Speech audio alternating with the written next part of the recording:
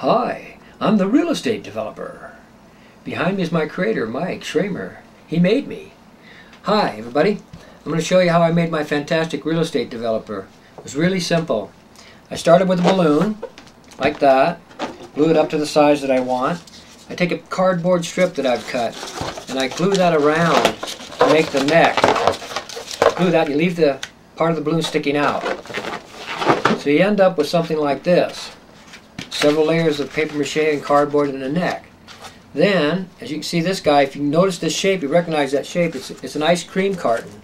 Here's another ice cream carton, a different shape. So you start with like that and you glue that on. Maybe you make a hole even if you want to, and you paper mache around it so it's tighter. Alright, I put sand in the inside and I've used some fill there, but you can use paper or whatever you want to wad up in there. I use a doll part like that. I kind of cut off a doll arm. Poke holes on either side so you can put the arms in, run something thick through there to make the hole, and then fit that arm in there, glue it in the inside so it's going to stay really well, and then paper mache around the outside. Okay, so you get the idea on that. Then going back to the face, you take a piece of cardboard, a cereal box will work well, or this is regular cardboard. You tape that on the face for the nose, and then same thing for the ears. These are cardboard ears that I taped on and then paper clayed over. I use DOS paper clay. Use that to make build up the ears, the eyelids, the nose, the mouth, and anything else. The little building he's got in his hand is cardboard and paper clay.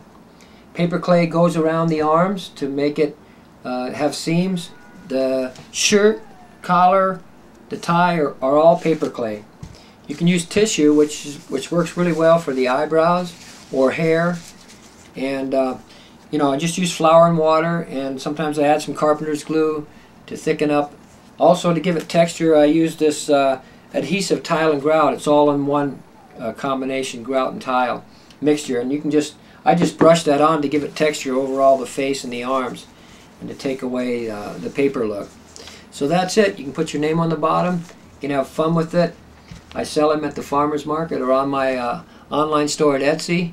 I'm at myciclesart.com, Etsy.com, and you can read the description below this little tutorial, and you'll have my website. And be sure to check out my other tutorials. I'm going to be putting different art projects on every week.